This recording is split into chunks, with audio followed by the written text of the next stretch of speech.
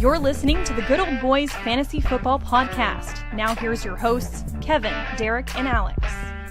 All right, and welcome in, ladies and gentlemen, to another episode of the Good Old Boys Fantasy Football Podcast. I am Derek, and joined as always by your co-hosts Kevin and Alex. Gentlemen, how we doing? Doing good. So we're officially turning the page, right, to the 2025 Super Bowl wrapped up with a extremely dominant performance by the Philadelphia Bulldogs. And yes, I said that right. How many do they have? They gotta have at least 10, right? I think they have 8. I think they have 8 from that back-to-back squad. I think they have 8 guys from that back-to-back squad on their team. It was death, taxes, and the Eagles taking a Bulldog player from those national championship teams. So I'm not saying that was the reason, but I'm saying it contributed to the reason. It helped, especially since all the guys that they drafted were on the defensive side of the ball, and that's what lit Mahomes up. So congratulations to the Eagles in all seriousness. What a impressive, dominant performance of the or I guess what was the back-to-back Super Bowl champions going for a three-peat. And really the Eagles left no doubt. From kickoff till the clock hit zeros in the fourth quarter, the Eagles left no doubt. Brilliant game plan from Vic Fangio, amazing execution from the players on the defensive side of the ball. Jalen Hurts and A.J. Brown, Devonta Smith, Saquon, like all played very well. Just a really, really good performance and a well-earned Lombardi Trophy. So hats off to Philly. They are the world champions. Hopefully everyone's staying safe out there and not, destroying too much public property. But nevertheless, there you go. But great game. I found it extremely entertaining. I know a lot of people thought the game was boring because it didn't offer enough.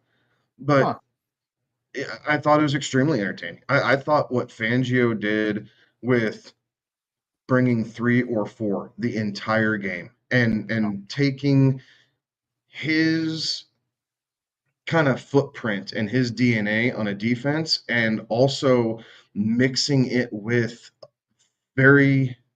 let me word this correctly, mixing it with quite a number of the concepts that Tampa Bay ran when Tampa Bay gave Mahomes so much of a fit was brilliant. I didn't realize that they hadn't blitzed a single time until the broadcast had brought it up. I wasn't keeping track of that until they brought it up kind of late in the fourth quarter. Like they did this without bringing a blitz once. Everything they did was with 3 or 4, and it's fascinating. It really is. We've seen all sorts of different processes and procedures and tactics against Patrick Mahomes, and for the most part, he's always been able to kind of break the code a little bit and put a run on it. And he had they did not have answers. They could not get the protection right. They could not give him enough time. He was constantly being forced to move his feet and kind of drop his eye level to shuffle around pressure before being able to let it rip. Like defensively, I found it so impressive that I very much was entertained by the game because of the dominance that Philly was showing.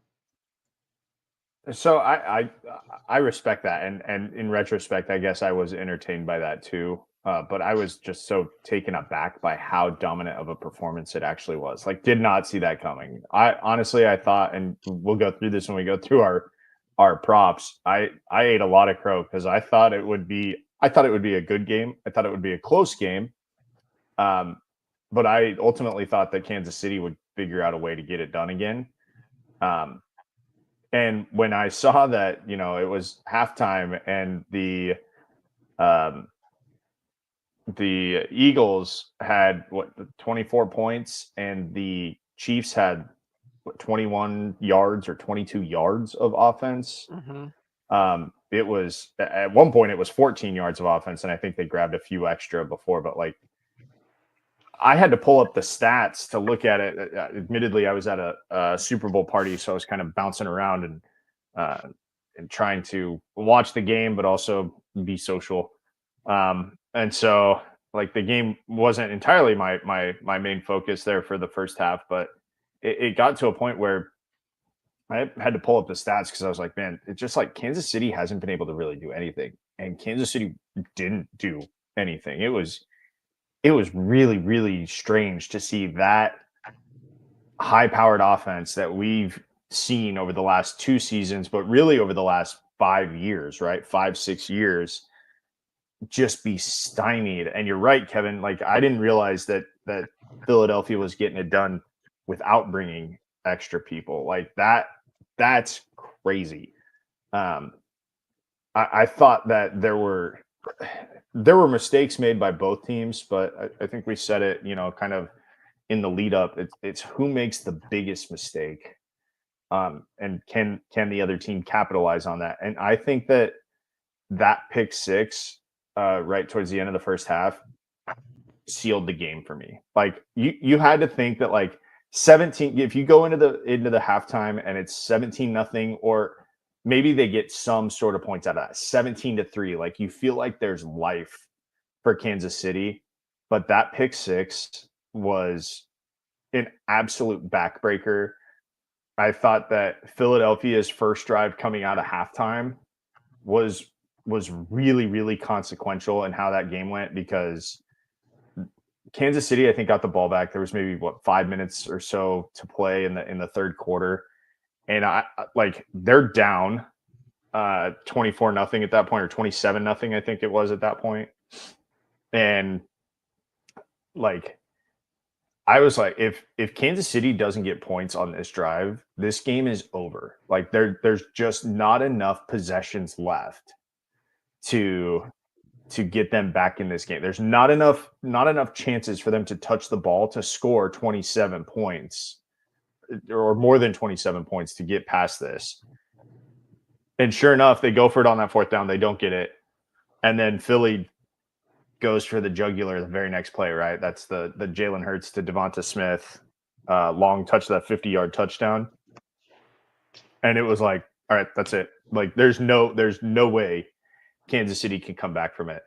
And what's remarkable, I saw this, somebody posted on the internet, and I don't know who it was, and I apologize for ripping them off, but what I saw was it's hard to say that a 40-22 score wasn't even indicative about how much of a beatdown that was. That an 18-point win was not indicative of how much of a beatdown that was, and even though they won by 18.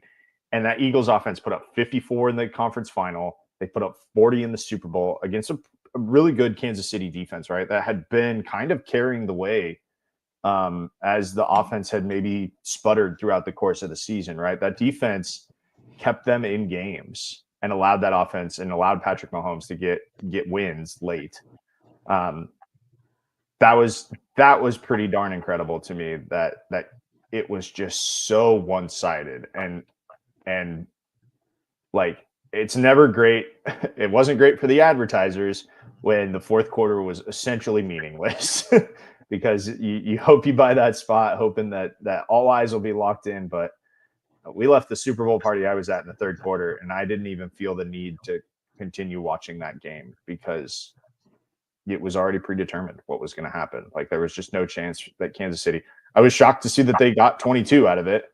None of those were the numbers that I had on my Super Bowl squares, but I needed some more help. But I was shocked that they got 22. But like, honestly, 40-22 or 40-0, that was the Eagles game the entire time. Right. Well, I mean, realistically, it was 34-0 up until 6 seconds left, or I'm sorry, 30 seconds left in the third quarter, right? Like that's more the game that was going there, and Kansas City's offense didn't start doing anything until you really saw Philadelphia kind of let off the gas on that one, right? And you started seeing, other guys get their shot and get some reps in, and getting to play in the Super Bowl. That had it been a much tighter game, probably wouldn't have gotten that shot. So, yeah, that game really was, all of that offense, because you look at Kansas City's stat line, like it doesn't look half bad, Right. when you look at it, right? Because Mahomes still finishes with 257 and 3 touchdowns, and you're sitting there going, oh well, that must have been a pretty. No, like he put up the vast majority of those in the fourth quarter when playing against second, third string guys at that point in the Super Bowl. So And you said it right there. That's Philadelphia got to pull their starters essentially at the end of the third quarter. Like, I think some of the starters played a series in the fourth quarter, and then they just played backups. Like, it has been, I guess, the Seahawks Broncos Super Bowl. Yeah. When's the last 48. time we saw something like that? Yeah. Well, that was the last time that we saw that one had a 35-point difference in it, and this was 34. But yeah, like right in that vein for sure. Yeah, it just, how crazy is that? Like, not only we're going to win the Super Bowl, but we're going to beat the brakes off of you so bad that we're not even going to play starters in the fourth quarter. Like, we're just going to let Kenny Pickett take snaps in the Super Bowl before Josh Allen or Lamar Jackson. Kenny Pickett yes, has Super Bowl taken champion Kenny Pickett with a pass attempt than Josh Allen or Lamar Jackson. Right. Yeah, that's absolutely insane. I know I said it on this show before the game happened, but the only 2 times Patrick Mahomes has lost a Super Bowl, Tom Brady is in the building. Right. Just know that next time Fox has a Super Bowl and Tom's still on the call, if he's still on the call, and Patrick Mahomes, which we have no reason to believe otherwise at this point, right? Like, they're still one of the most dominant teams in the AFC. They had a bad game on Sunday, but take nothing away from the spectacular season that they had. They just had a bad day to have a bad day. Yeah, but if Tom Brady's in the building and Patrick Mahomes is playing in the Super Bowl, I'm not telling you what to do. I'm just presenting facts to you. Fair enough. It would be interesting to see where Tom was on the those other Super Bowl calls there, right? Because while he wasn't, a lot of times a lot of times players find a way to get there. So it's true.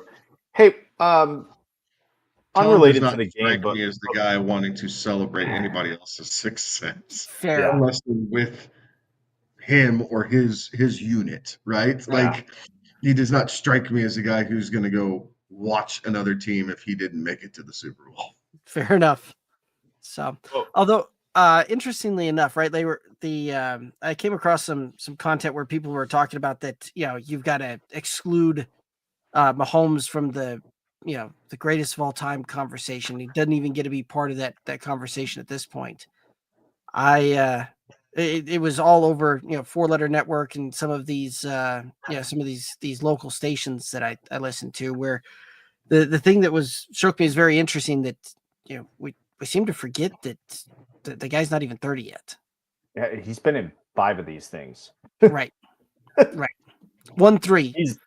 He's lost more Super Bowls than most Josh Allen or Lamar Jackson or Joe Burrow, or he's lost more Super Bowls. Never mind the fact that he's also won 3 of them.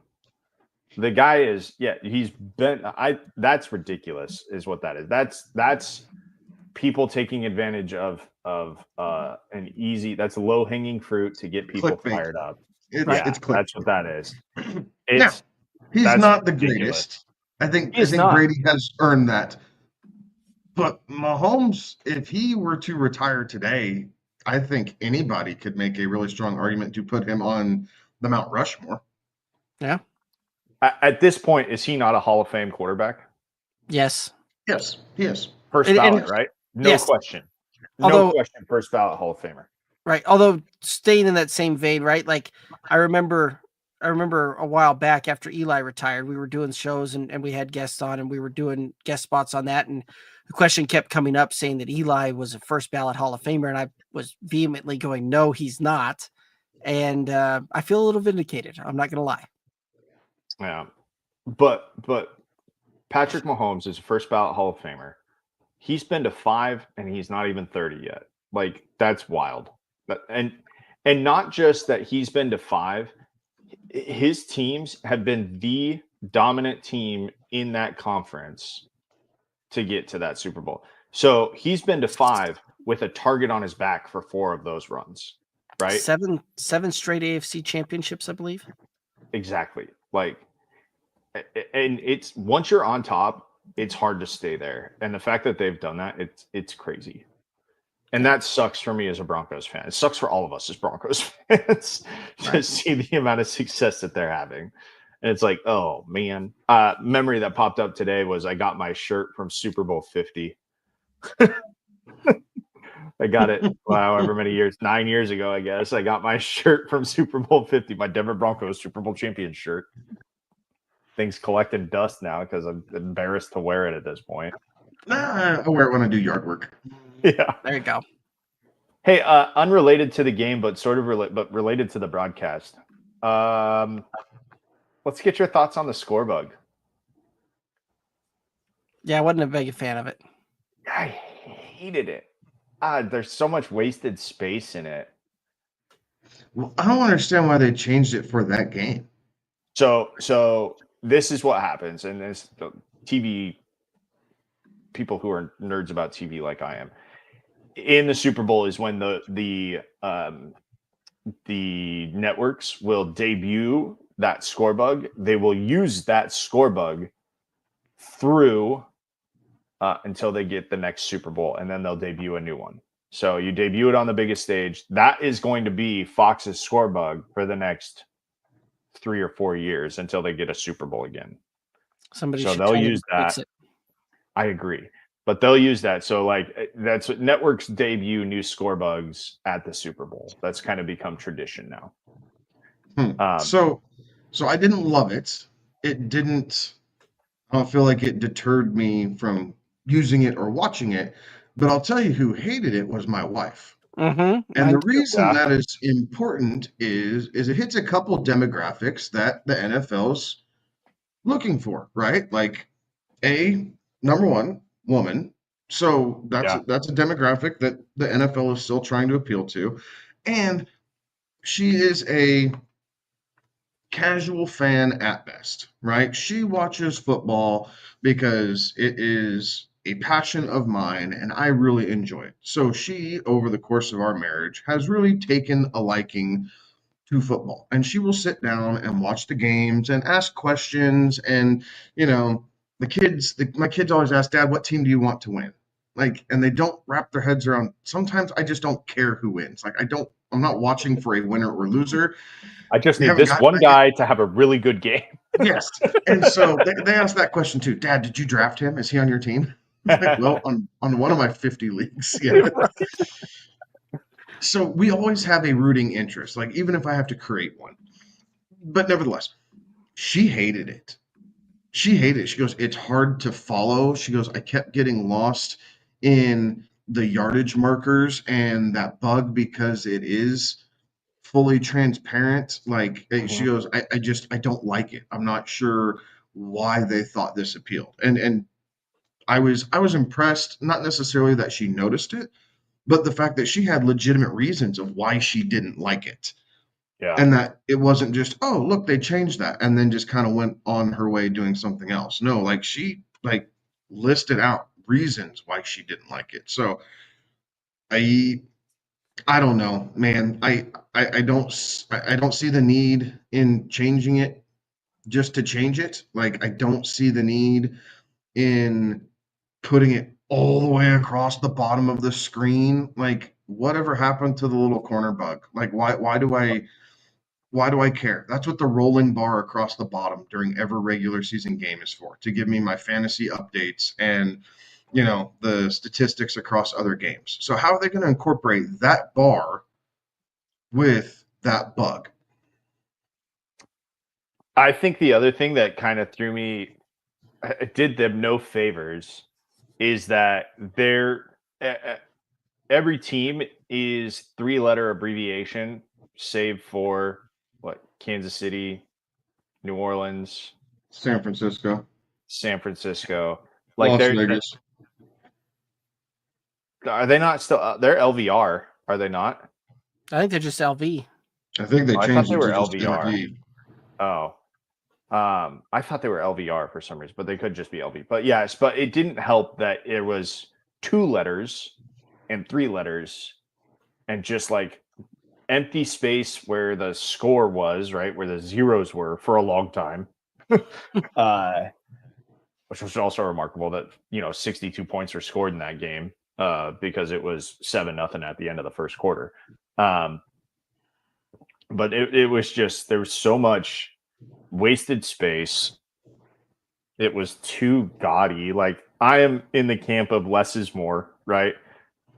It's okay to have information on the screen, but like, you have so many other ways that you can present it other than a score bug. You can show like ESPN does, right, with their 1st and 10, like for 2nd and 8, they have it displayed digitally on the field, right? Like that's the way that you can show. NBC does the down same and thing, distance. right? Yes, you can show. Like, I was curious where the flag indicator would go, and it went in the middle, and that's fine. But like, it was as the game wore on, and I think like eventually I'll get used to it. But man, I was not a fan of it to start, and it was distracting enough for me that like the text chat I was in with you guys, text chat I'm in with another group of buddies, text chat I'm in with another buddy, like we all were just like, this score bug is whack. Like it was a topic that got brought up immediately, and none of it was positive.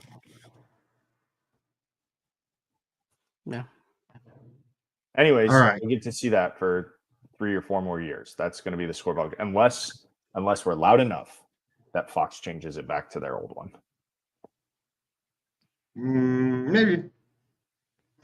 Maybe, but so what? Now I'm going to change gears completely, Derek. So if you have something in the same vein, go ahead, and if not, I'm going to go change for it. Did you guys like the commercials? Did you find some commercials that you found entertaining, relatable, like that just kind of held on to you? I didn't watch all of them. The one that stood out the most was the I shouldn't say the most, but one of them that stands out the most was the Nike women's sports. I happened to be particularly locked in during that commercial break. That just win commercial was really good, or I think it was a just win or just go win or whatever it was. I have a really strong opinion about that commercial that I probably can't share on the air, but when we get done, remind me and I'll share it with you and we'll have a chat about it. Yeah. I thought that was a particularly powerful one. I thought I again just happened to be locked in when the take the Hellman's commercial, the Sleepless in Seattle commercial kicked on. I knew that one was coming. I knew that was going to be a thing. Like, I had seen some stuff about commercials that were happening. So I didn't particularly pay attention to too many of them, but those were the 2 that stood out in my mind. The one that I saw it a couple of different times throughout the broadcast, both in pregame and the game itself. But the ladies that were golfing and they're talking about getting the tickets, that one cracked me up the first time I saw it. The tick pick one. Oh, that one cracked me up a little bit. Yeah. The very showing first, each other their tick pick. Yeah.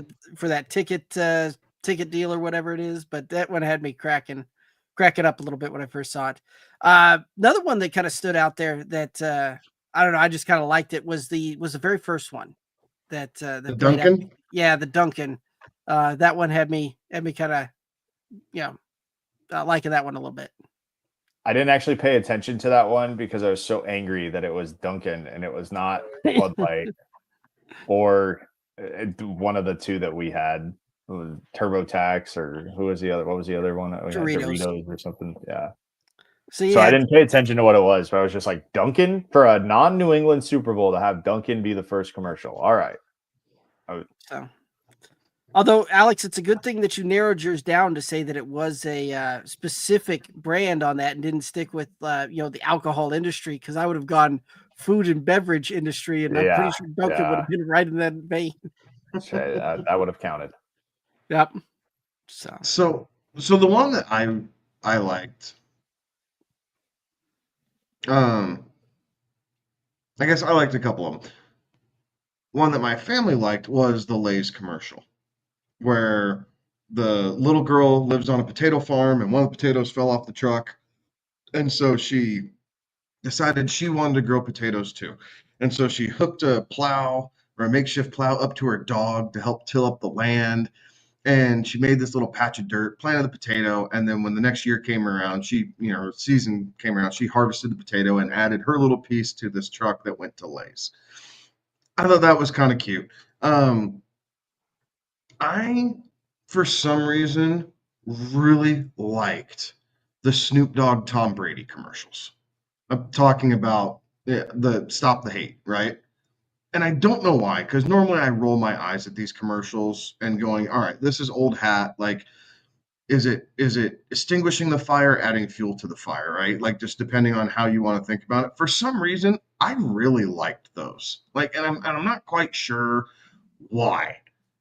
I just vividly remember watching those commercials and going, huh, I like both those dudes. Like, that's a good commercial. Like, whatever. Like, for some reason that stuck, and I don't know why. Like, I don't feel like it necessarily was speaking to me. I don't care whether anybody's black, red, white, green, purple, yellow, green. I mean, orange. I don't care. Pick a color of the rainbow. Like, it doesn't matter. Like, I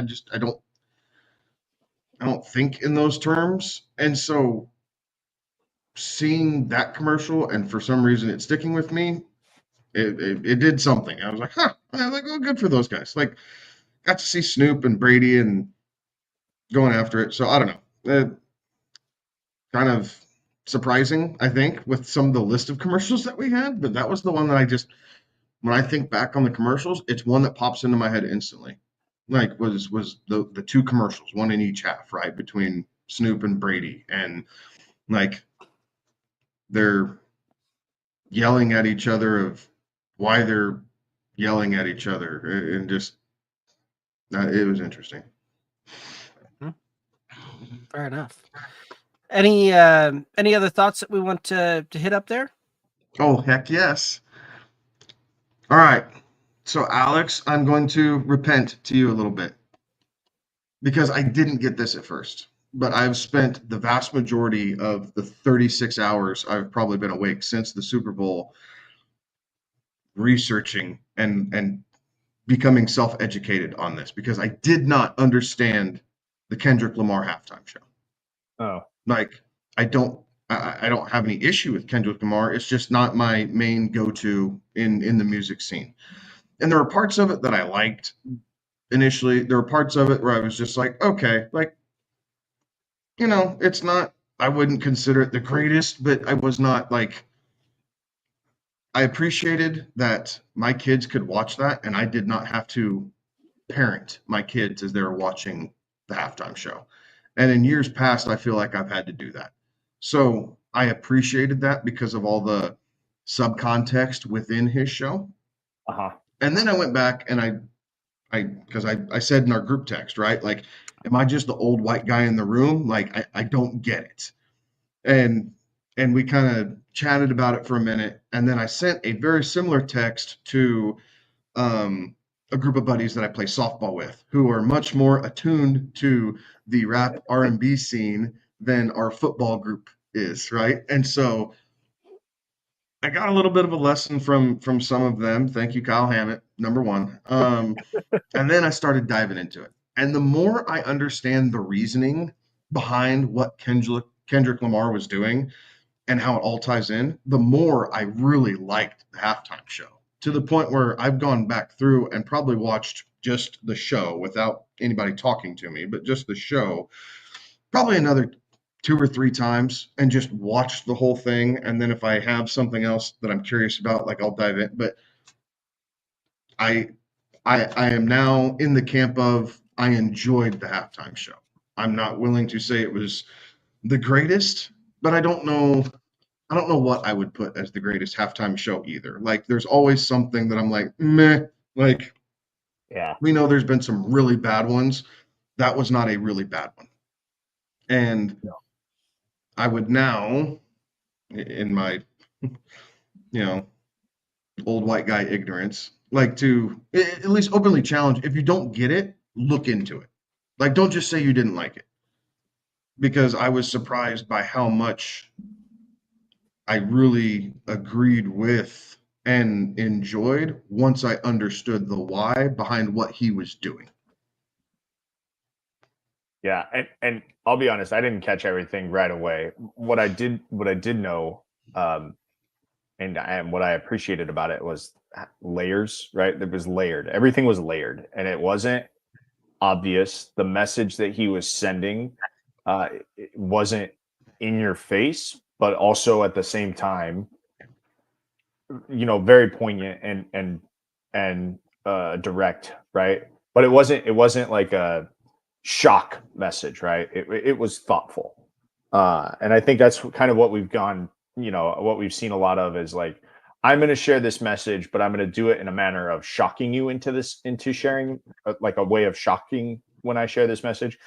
It was very thoughtful and like layered. The other thing that I thought was pointed was the Super Bowl party that I was at.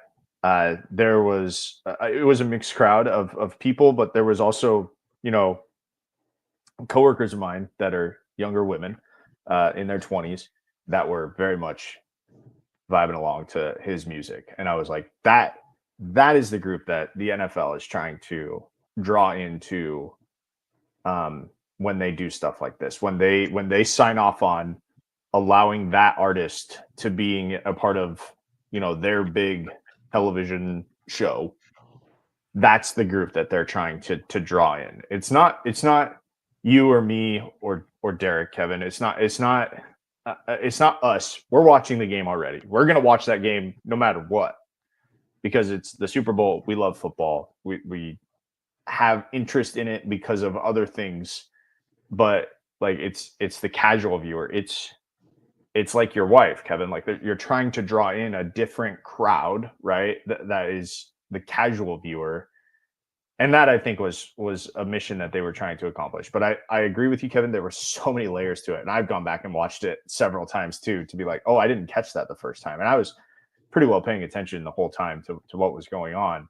I didn't I don't know how I didn't catch it, but I didn't catch the lights in the stands that spelled out, the words at those given times. Oh. Like, I don't know how I didn't. It was, it was dark, and maybe it wasn't as bright as I, to catch it on. But like, it was a very well done, sending the message that he wanted to send, the way that he sent it, in a way that also like the casual viewer would just enjoy the music. Or be like, hey, Samuel L. Jackson, like, like that's, but it wasn't just, hey, that's Samuel L. Jackson. That is a message, that is a very, it was a direct choice, right? It was not just random. It was a very, very good choice. What says the old white guy, Derek? I mean, it was a very good performance, and I've had a whole lot of folks tell me all sorts of the symbolism behind it and all that, and I go, well, that's cool. I'll go back and re-look at it again, but yeah, it was a very good performance, and that's kind of where I leave that at, is very, very good performance, very well done, but that's like Alex said, they weren't necessarily shooting for me as a demographic for that show. Also, the jokes afterwards were just so good. If you've not read into the disagreement between Kendrick Lamar and Drake, it's pretty funny. And for him to do that on that stage, oh, for him to do what he did on that stage, mind you, basically twice in the last week, because he did the same thing at the Grammys, right? So two of just like big viewing audiences and big stages for the music industry, for just sports in general, right? Like, man, like it'd be tough for Drake to show his face. he got. So right on. I Fantastic. It was fantastic. I enjoyed it. yeah, I have enjoyed it more since time has passed and I've been able to digest. I was very much in Derek's camp when it first happened. Very much. Like, and And again, that's good. I think that's good, right? I think that's good that you're able to see all of the symbolism, that it wasn't just a base level, I'm singing these songs, right? Like these are the songs that I'm singing. Justin Timberlake's performance in Super Bowl 52. I remember that because I was, not to brag, but I was at that game. It was very base level, right? It was Justin Timberlake singing his songs. You enjoyed it because he's a showman and he is a great singer and dancer. The neat piece about what they did there was because it was in Minneapolis, they had the giant curtain thing that kind of displayed Prince. And the nerdy thing about that I found out was that he had like original audio stems of Prince singing whatever song that was, pumping through. Like that was original Prince audio that was coming through and performing as if Prince was there himself. That was kind of the cool thing about that. But otherwise, it was just Justin Timberlake dancing and singing, right? This one had symbolism and a message and meaning. And while there was singing and dancing, there was, as I said, layers to it. And that's good. That's good. like I said, we've seen some really bad ones too. Yeah. And so this was not a really bad one to me. Right. Like, I would say most of the Super Bowl halftime shows are not geared towards me. Like to Alex's point, right? Like I'm gonna watch the football game regardless.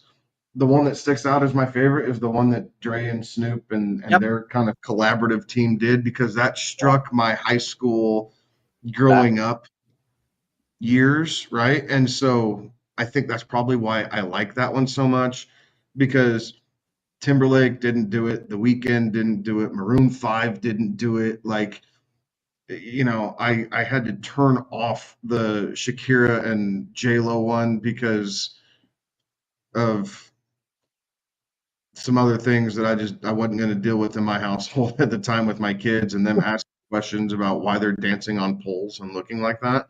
So, it's just one of those things. So, like I said, there's been some bad ones. Like this, I don't feel like fell in the bad camp. It was just one I had to do a little research on. Yeah. Fair enough. All right. So now, are we closing the book on 24? Well, no, we have to go over our Super Bowl props. Okay, the Let props. people know how we did. All right. I didn't want to have to do a victory lap on you guys. We don't have to do this. I didn't want to do it either, but I need to eat the crow that I so valiantly cooked up for myself. Oh, that's funny. All righty. So starting it off, we went with the coin toss on that. You two went with the tails. I went with the contrary play and went heads, and tails was the call. So congratulations on that. And then both of you guys got one there. We then looked into how long the anthem would be over one night with the over under at 119 seconds, 0.5. And it came in, I clocked it at like 2:03 and some change to it. So yeah, you over there? It was over 2 minutes. I started my timer late and I got to like 1:58 when he was done. It helped that he sang the last line twice. or the Yeah. second to last line twice. 3 times is what he Oh, did. was it 3 times? Yeah, he did it 3 times. All of a sudden, I'm like, oh man, this is gonna be close. And then he did it again. I'm like, oh well, this is not By the gonna way, be as close. John Baptiste is a fantastic musical artist. Correct. It was really good. But Another guy I know nothing about. That is not geared towards my demographic. He's great. He's fantastic. that was a Wonderful really good piano performance on player, that. great singer. Yeah. So's Chris Stapleton. I'm just saying. Yep. Both good in their own right.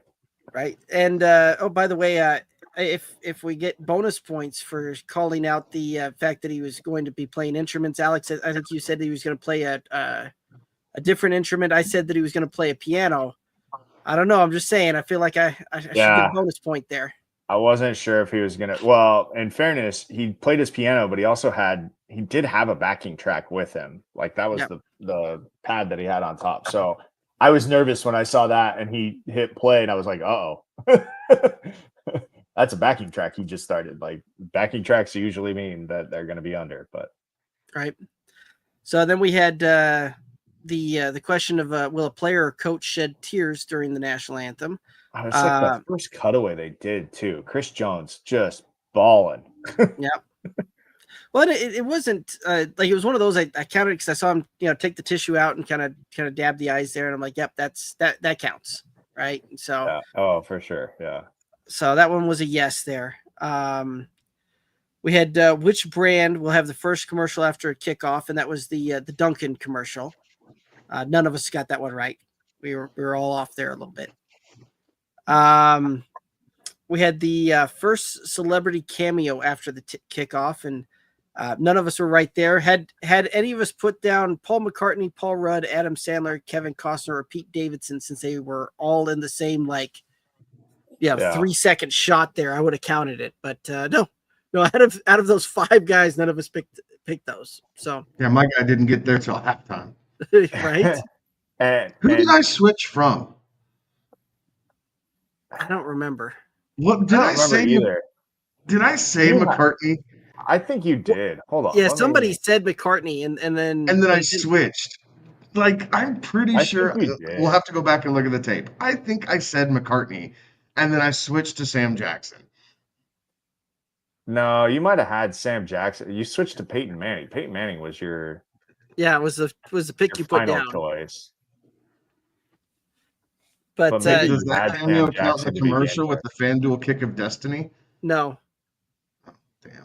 Because the commercial is not a cameo. Commercial? I like it. Will a team leading at halftime win? Both of you guys said yes. I said no, and that was a start to finish Eagles dominance there. So, next one, we start getting into some of the halftime there. It was, will Kendrick Lamar play more than 10 and a half songs at halftime with at least 10 seconds of each song required to be played? And the answer was yes to that. So Alex, you and I picked up points there. We had the this is me just not following him. I had no Kevin's like, does he have more than 10 and a half songs to sing? Right? Like again, sorry, it's not my vein, right? It's just not what I'm in tune with. Right. And then the other one, will any other artist other than SZA perform with Kendrick Lamar at halftime? The answer to that was yes, and we all got that one right. So and that one is kind of because we all said yes, I'm okay with it. If I was a no, I probably would have been like, only SZA sang. Not correct. Not true. Who else sang? I believe his name's like Lefty Play. No, DJ Mustard came out and did not. He said he spoke. He didn't have a microphone. I only saw Sam Jackson, and then DJ Mustard came out, and that was cool. There was another guy with a mic that was performing with him in one of those songs. Okay, all right. I'll acquiesce. If you'd like, when I go back through and rewatch this, because you guys have shown me that this deserves another rewatch. I'll go through and I'll find the timestamp into that where he's doing that. Serena made a cameo performing. Like, does that Agree. count? Agree. And same with Sam Jackson. Like Sam Jackson was part of the performance, but did Correct. he actually perform? Like, well, the question Yes. You're dressed up in Yeah. costume and playing a part. You're performing. Like, correct. I agree. there would be a lot I of guess. theater majors really pissed off at you if you didn't call that a performance. Right. So the and it does say that it's just performed. Doesn't say that they have to sing. So Yeah, that's fair. That's So- fair. you can slice that up however you want it. The answer is just still yes. It doesn't matter. I got it right, so I'm fine with it. But Okay. Which team will start with the ball in the second half? Kevin and I went with the Chefs, and Alex, you went with the Eagles, and Kevin and I got some points there. what's wrong? Will any team have more than 100 yards of offense in a single quarter? And that one was a yes on that. Did both teams do that? I believe both teams I think the did. Chiefs did it in the fourth. Yeah, the Chiefs for sure did it in the fourth. Yeah, the Chiefs put up like all of their offense in the fourth. Mainly because they had 30 yards going into the fourth quarter. And did the Eagles do it in the second? They did it in the Or the second or third? I know they had it before halftime because they had. It was the second. It wasn't the first quarter. No, Yeah. nobody did anything in the first quarter. Okay, that's good. That's good. So, will total number of players with a reception over under 12.5, and the over hit on that one. So Kevin and I picking up a couple more points. Longest field goal attempted over under 57.5 yards, and that went under, with a 50-yarder being the longest there. The next one was an interesting one, right? When you say what'll be the longest scoring play, whether it's a touchdown or a field goal, turns out it's a push. I've been using this prop bet with Keith.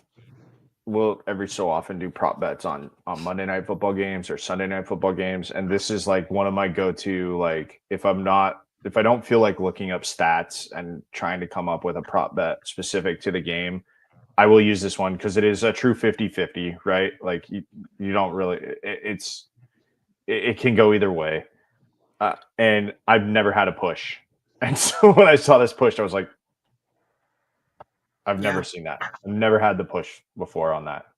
50-yard field goal and a 50-yard touchdown. So yeah, crazy. Absolutely crazy. Total accepted penalties over under 7.5, and that was easily in the over on that one. I believe when I looked at it, it was 15 total. Yeah, that number felt okay going into the game, but it's kind of a sloppy game. Right.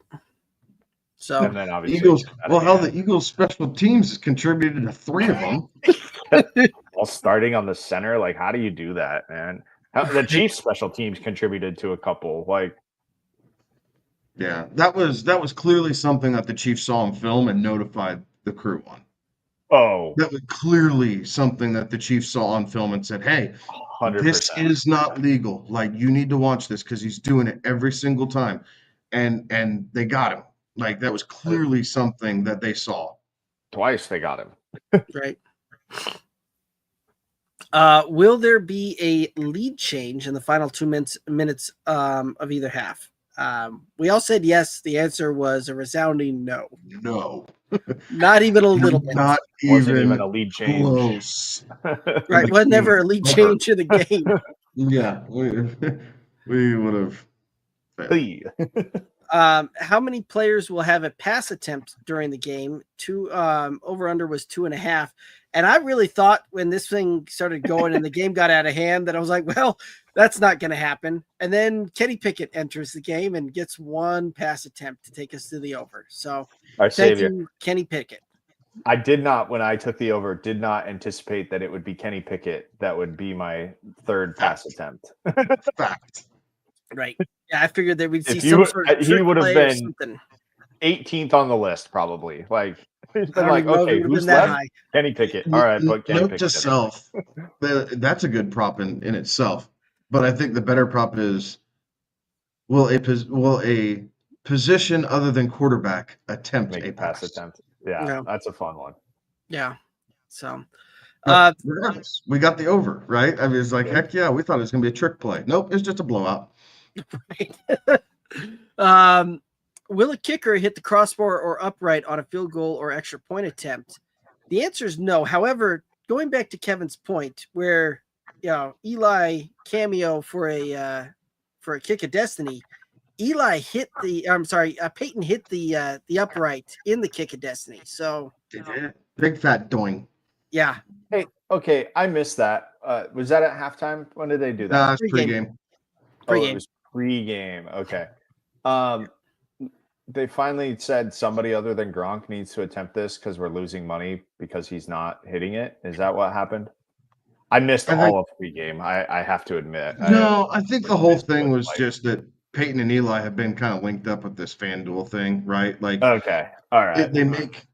They have a good natural banter because they're brothers, because they're Mannings, and there's name power behind that for the NFL and advertising and everything else. And so it's not that I don't think it's solely that Gronk just sucks at kicking. I think it's that anytime you can attach a Manning name to something in the NFL, you feel like it inherently gets you more value, and they got two of them.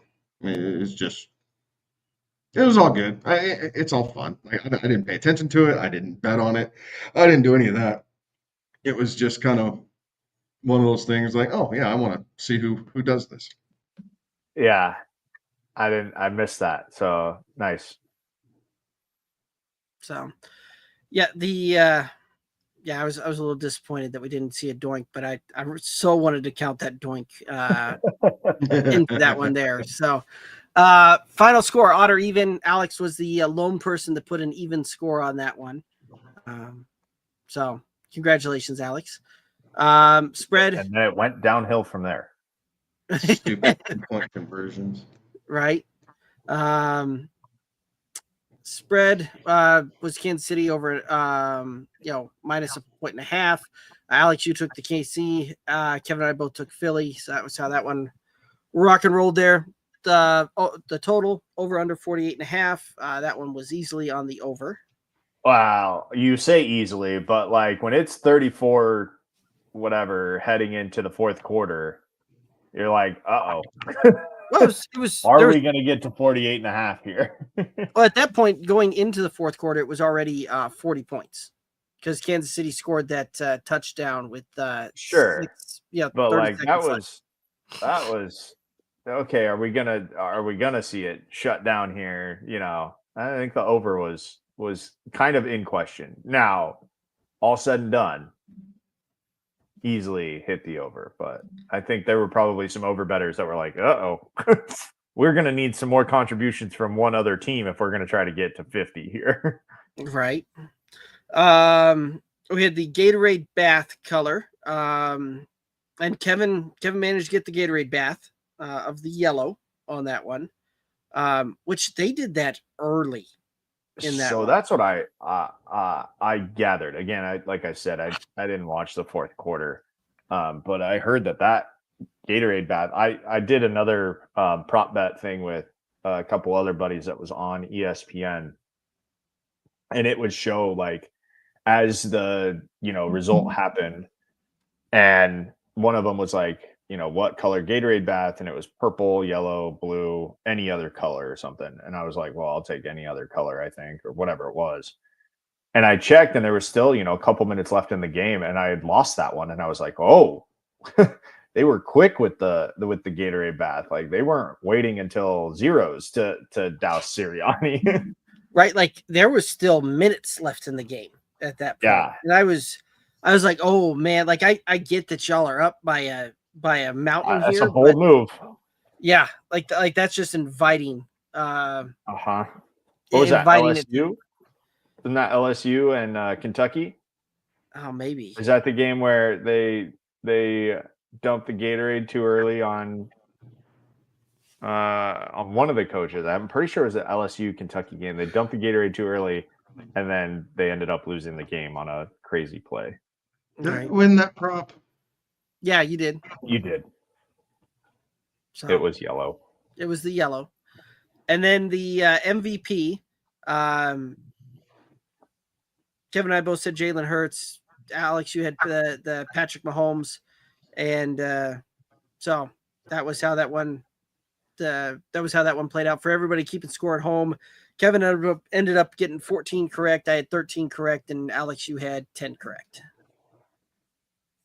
So not too shabby there.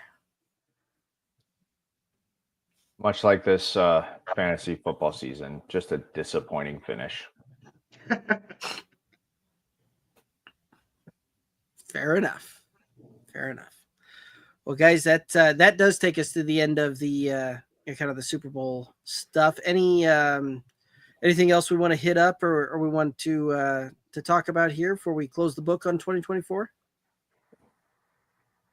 I think we can close the book on 2024. I know Kevin is antsy to talk about 2025 here a little bit, or way too early 2025 things. I don't even know that the clock had hit zeros, and I got a push notification from ESPN that was like, looking ahead to Super Bowl contenders for 2025. And I was like, holy cow, like season's not over yet. I will say what I had a thought and I lost it. As we put a close on 2024, the hope that I have for 2025 is that, much like 10 years ago or 11 years ago, no, it was 10 years ago, the Super Bowl will be in Santa Clara again. Super Bowl 60 will be in Santa Clara. And us Broncos fans know the last time prior to this year that the Broncos were in the playoffs was that Super Bowl game in Santa Clara. And so I'm hoping that history will repeat itself and we will see a Broncos celebration in Northern California. Hopefully. In Super Bowl 60. That would be nice. I've been telling all the Aggies around here, I was like, hey, just so you know, like the Aggies, there was an Aggie that was named MVP in Super Bowl 50 in Santa Clara. So it stands to reason that there will be an Aggie named MVP in Super Bowl 60. The problem is there are no Aggies that play for Denver, so not going to happen. But at least not yet. You never know what the draft might. Yeah, hey, we got. We still got free agency and draft draft off season. Yeah. So, go ahead, Kevin. Take us to 2025, will you? 2025. The I don't even know what to call 25 yet. I guess we're not quite there. But anyway, I'm looking forward to 25. I think there's a lot of natural storylines that are already developing surrounding is this the fall of the Chief Dynasty? Is this the start of the Eagle Dynasty? Obviously, Kellen Moore is expected to be named head coach. I don't know if it's officially been done yet. I don't think that's official yet. It's just being reported that it's happening. So we still have. No, it's been reported.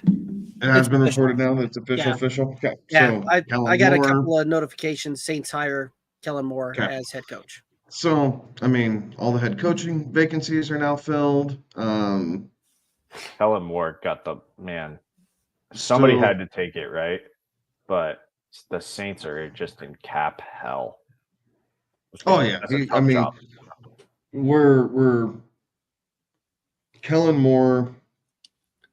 Where it's going to be interesting to see what he's able to do with Derek Carr and that offense, right? And at least we'll try and keep them remaining competitive, keep Alvin Kamara happy. Obviously, you have Chris Olave, you have Rashid Shaheed, who I thought did a really nice job kind of showing everyone he's not just a deep threat this year.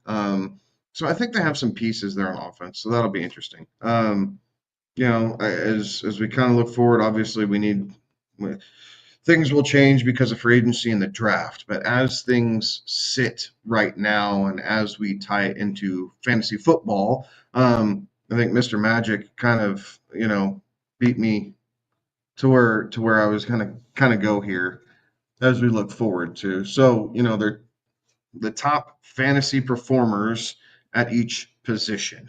And I think it's going to be fairly similar to what we saw in 2024. Honestly, I think Saquon is going to be your top running back. I think that you're looking at, a three-headed monster up at top the quarterback position between Josh Allen, Lamar Jackson, and I'm still putting Jalen Hurts in there. Like, I know a lot of people want Jaden Daniels up inside that group, and I think he's going to have a great year. I just don't think he's there at the top three. I think that there's the potential of the CJ Stroud overdrafting that could potentially happen there in Washington. So we'll see. Wide receiver, I think it's Jamar Chase again. Like, I don't see it being CeeDee Lamb with what the Cowboys have done with their head coach and everything else. It seems like they're really trying to switch over to a ground and pound, boring type offense. So my guess is that'll last all of one season in Dallas before Jones, cuts bait there and is looking for another head coach. The tight end position, my belief is it's going to be Trey McBride. Interesting. I'm really worried with what the Raiders are going to do here. Like Brock Bowers, I would love for it to be Brock Bowers, being a Georgia guy. I would love for it to be Brock Bowers again. I think it's going to be Trey McBride. Like, we've seen a year and a half of consistency out of McBride now, and what he's able to do there in Arizona with Kyler Murray. We don't have questions at the quarterback position. We kind of understand what the Cardinals are for the most part going into this season. So it takes a little bit less speculation to see his path to success. Just needs a couple more touchdowns, right? And kind of see how that goes. So those are kind of the big three. Yeah. Before you move on to that, I think what is most telling about that is that in years previous, right, there's been a handful of guys at quarterback, a handful of guys at running back. You could make the argument for a handful of guys at wide receiver, right? I mean, it was Justin Jefferson, but like CeeDee Lamb was always kind of there. Jamar Chase has worked his way into that, right? But at tight end, it has been Travis Kelce and the field. And that is no longer the case. Natural in that, as Travis Kelce, gets older, the teams have also figured out how to limit him, right? But it is no longer the case that there is head and shoulders one player that has such a dramatic positional value compared to the rest of that position. That gap is gone now. And I would say that you could make the argument that there's a handful of dudes that you can take at tight end. I get your apprehension with Vegas, but like, you're telling me that you wouldn't be okay if you got TJ Hawkinson or Sam Laporta, depending upon where you have to draft him at, sure. But to Kevin's point, right? Like, and I'm in the same vein you are, Kevin, that I think Trey McBride is going to have a big splashy season as we do this way too early look ahead, because we see it constantly where you have these guys that have touchdown regression from the year before, right? Where they have these outlier seasons. James Cook is a guy that comes to mind that could have touchdown regression going into this season, and without those touchdowns, drastically could move him outside of a top 10 running back, right? Like, that's kind of one of the things there. But when you look at Trey McBride, the reverse also holds true, where super low touchdown, super high efficiency, yards, catches, all of that I think we see that swing back towards the middle, and you're going to see this. You're going to see a performance that is able to lift him to tight end 1 overall. So yeah, and tight end's always going to be a little funky, right? Mm-hmm. I think that anybody who tells you Brock Bowers is the number 1 tight end is well within their right to do so. Like, I'm not saying that there is a clear 1 and 2, but if I have to attach my name to someone, I'm going to attach it to Trey McBride this year as the top tight end. And if I'm wrong, I think his floor is top 3, maybe 4. So, it's not like there's a big fall there. Same thing with Brock Bowers. There's nothing else in Las Vegas at the moment. So it is Brock Bowers running through that and seeing how he adjusts to his sophomore year in the NFL as teams kind of have a season to look at some things. Granted, the offensive philosophy could be shaking up a little bit in Las Vegas, so maybe it's different, but that's also part of the reason I'm hedging my bets here and not going with Bowers. But yeah, I mean, tight ends a crapshoot.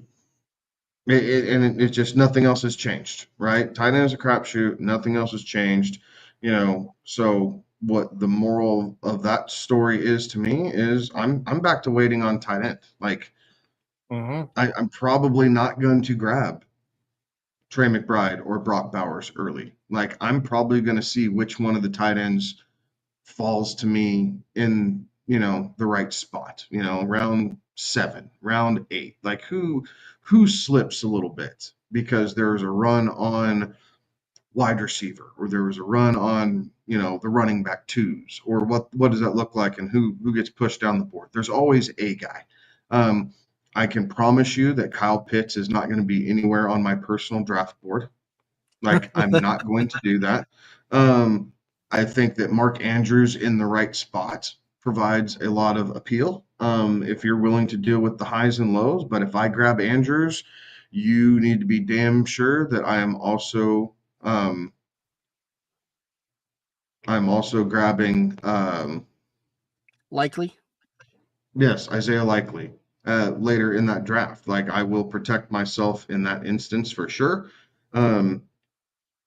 Laporta is interesting, right? Like how does that look for the Lions? I'd like to see a bit of a rebound there, as would everyone else, but I think his rookie year, we saw the top of the top for him. And this year, I would venture to say we probably saw the low of the low there. I mean, we've seen polar opposites of Laporta. So, does that affect his draft stock? And are we able to capitalize on that a little bit? Possibly. And I hope so, because if so, I'll grab it up in certain places. I like having pieces of Detroit.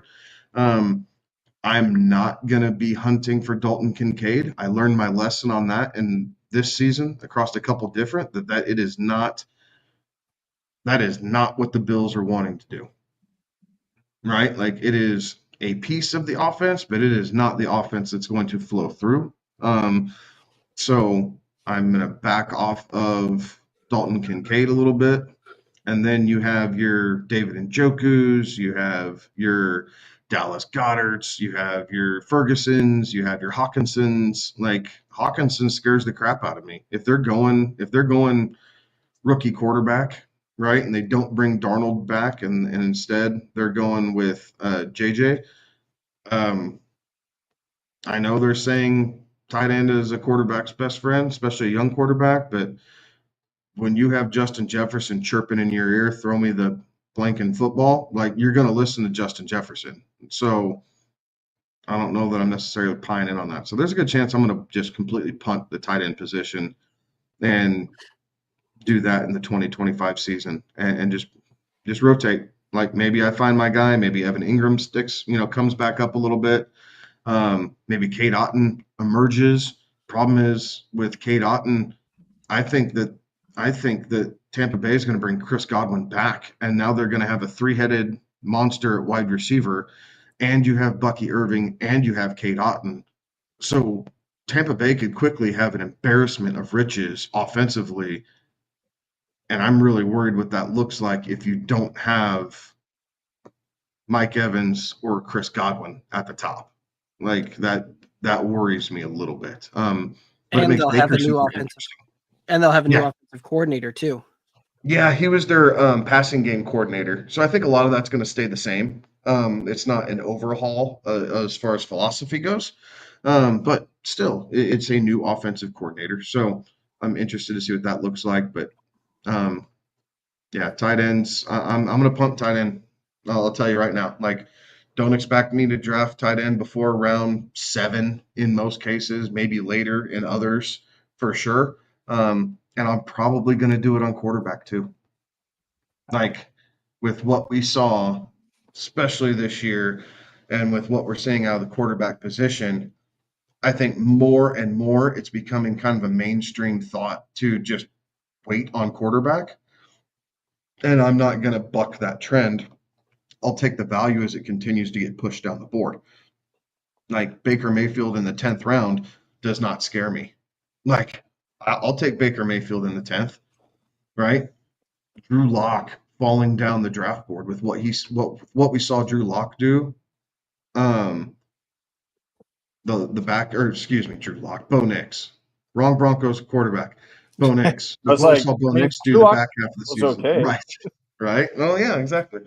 But I can wait and take Nix. Like, I'm not scared Yeah. of that. If I'm going to have positional advantage everywhere else, I'll take Bo Nix, who's flirting with a top 12 quarterback finish. Like, that doesn't scare me if I know I'm going to be dominant in other places. I'm looking So- at Fantasy Pros right now, and it's a site that we've contributed to in the past. But they've got right now, and this is obviously way too early, but 16, 17, and 18 in their quarterback rankings. Again, I don't think that everybody's filled in their stuff, but that's Tua, CJ Stroud, Dak Prescott at 16, 17, and 18. If that's how it's going to go, I'm not drafting quarterback until the 10th round. If that's what they're thinking, I'm still very comfortable with all those. Like, I'm very comfortable with all 3 of those guys being my QB1, right?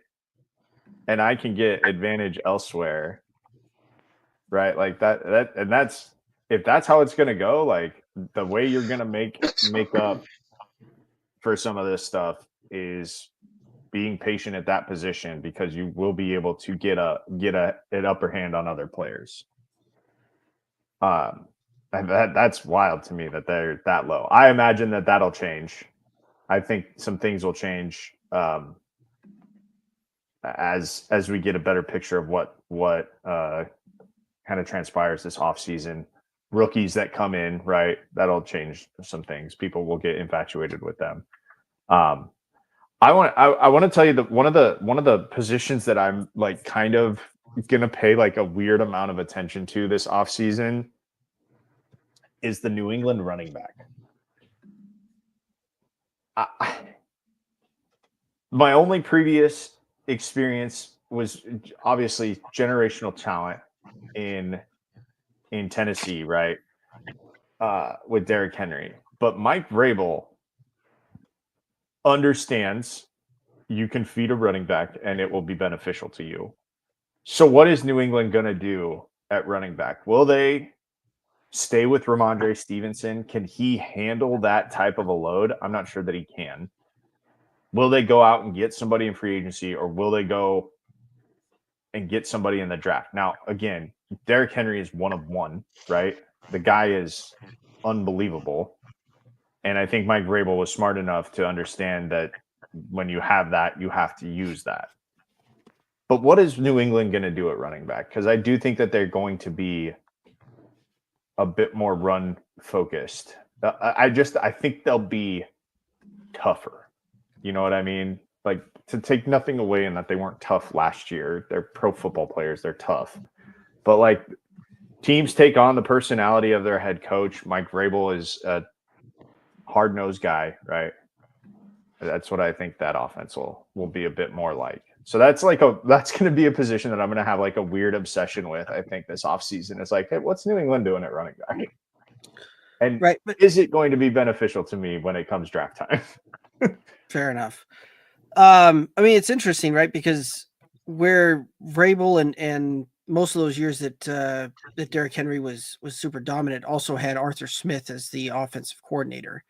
And Arthur Smith hasn't, quite frankly, I think he's allergic to throwing the ball a little bit. And so yeah, it's one of those that that doesn't surprise me that we saw that run that. But the offensive coordinator is Josh McDaniels, and so it'll be interesting to see how that that plays out there, right? Because we've seen Josh McDaniels in several stops. One, with the Patriots, with the Broncos, with the Raiders, and even with the we haven't necessarily seen a The very Colts for 12 hours. yeah, we haven't seen a very dominant run game from his offensive stylings. So I don't know that that's one that I'll keep an eye on it, but I don't know that I'm looking to draft a Patriots running back early.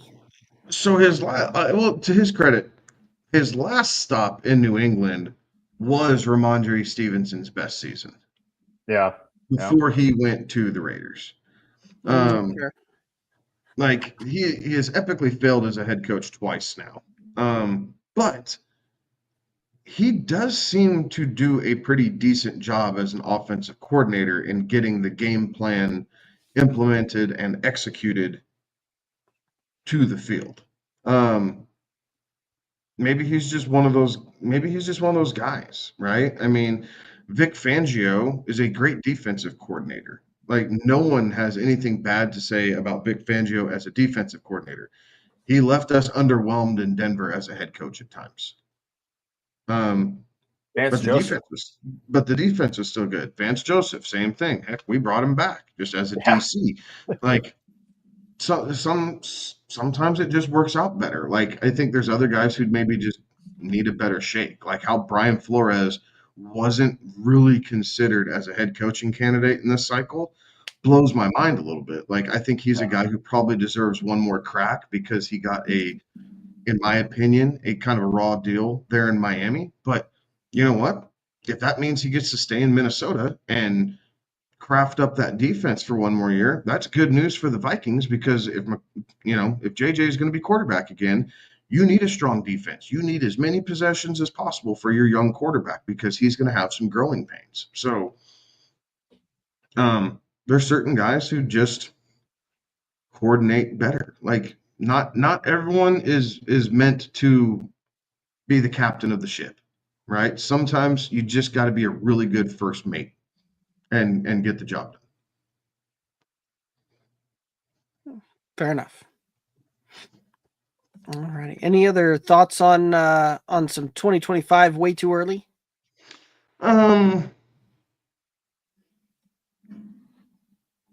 You mentioned that like you're pretty. I mean, I think with not to have you brag by any means, Kevin, but with where you're drafting, odds are you're probably not going to have a shot at a Saquon Barkley or a Bijan Robinson, or for that instance, a Jahmyr Gibbs. So outside of those three, is there a guy? Again, hilarious that those are the three. Christian McCaffrey's falling down preseason rankings. Is there a guy outside of those three that you are particularly fond of that you think is poised to have success? Perhaps a Breece Hall that you were big on last year? Yeah, I think I'm probably slightly softer on Breece, but again, depending on what they do at the quarterback position, I might be full up on Breece again. Yeah. Just because of the lack of talent that they have under center. Like they're going to have to generate offense somehow. And if Rodgers is gone, okay, they're kind of back to square one. Like might as well ride the guy you paid. Like him and Garrett Wilson. And so you figure touches and targets get funneled into those guys.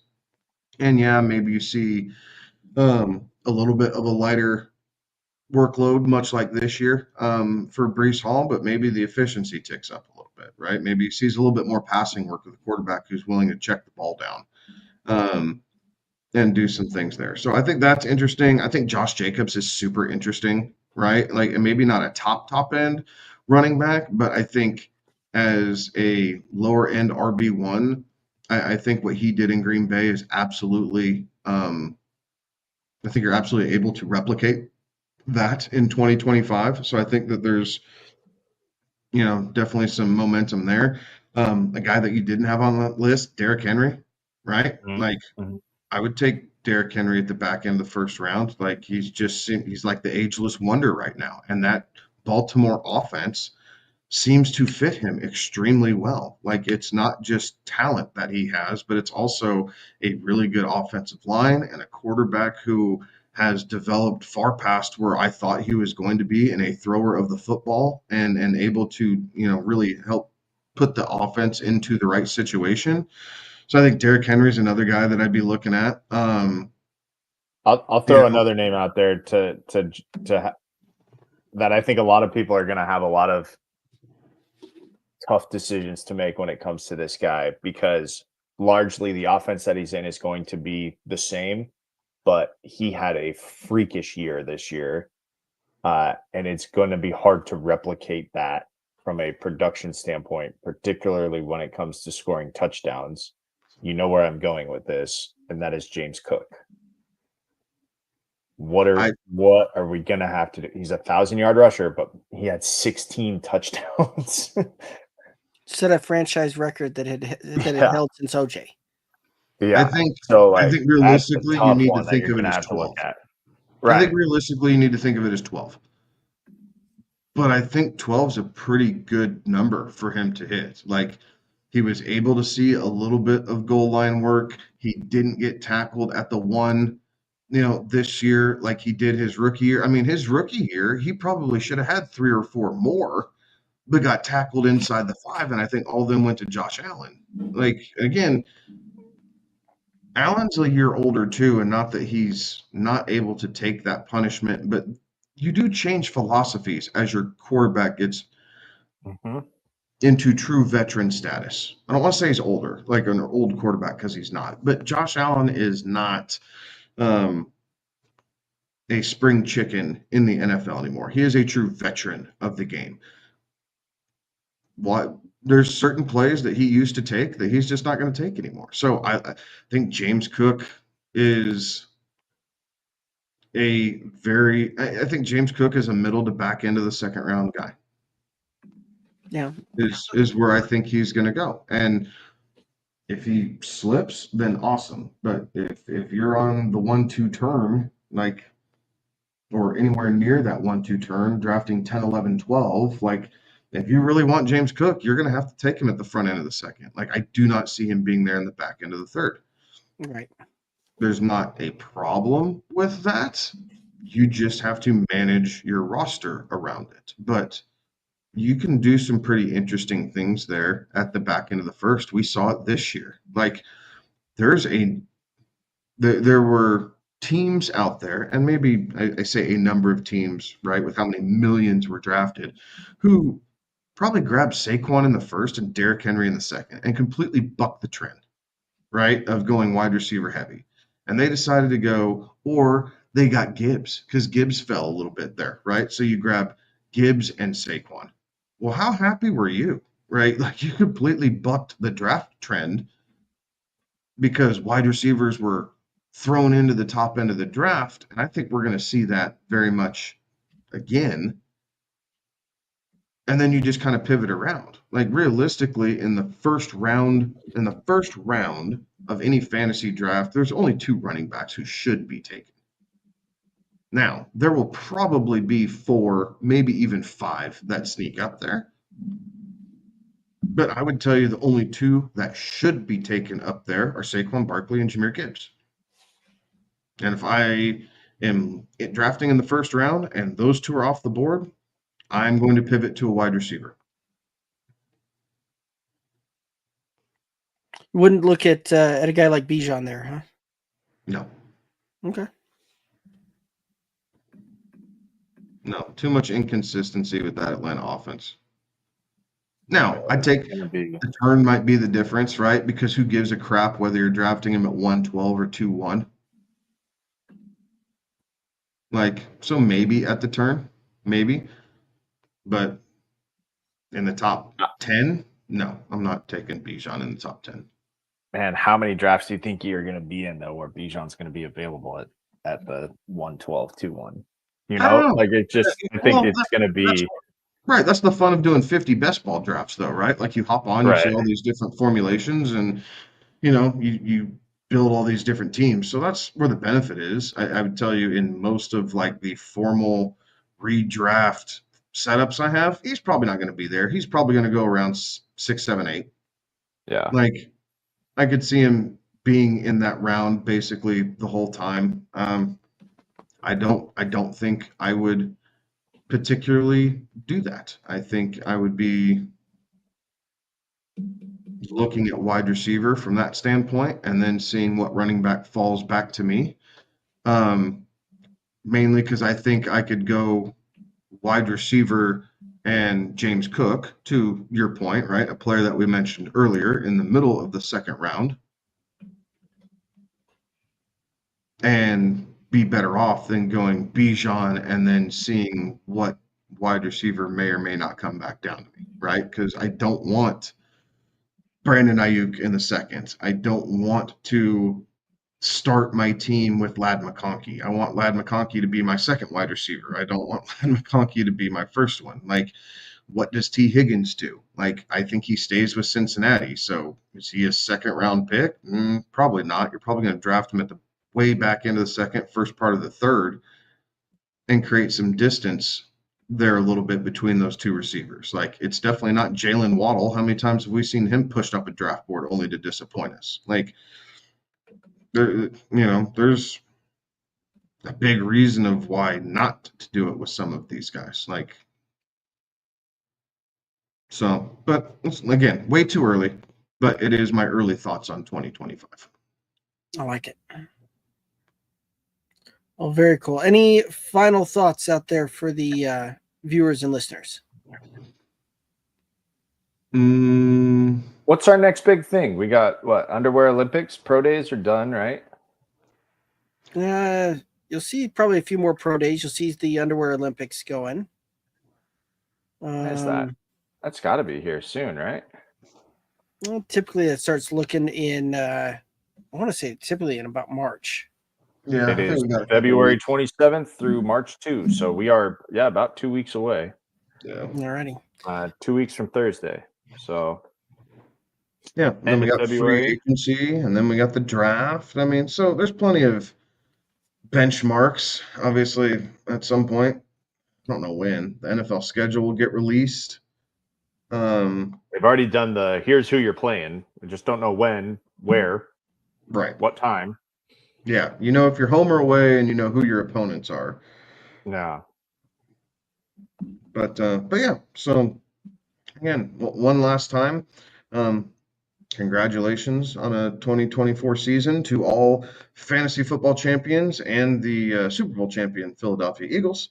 But as we turn the page over, stay tuned. Right, we'll have lots of content and banter and thoughts on all fantasy relevant players, kind of where we see things going. Obviously, the draft board, as that comes up, will be heavily involved in the draft. We'll do our draft-a-palooza like we normally do there on night one. We will be heavily involved with that. And time marches on. So we are on to 2025, y'all. Let's get ready to go. I like it. Alex, any final thoughts out there for the viewers and listeners?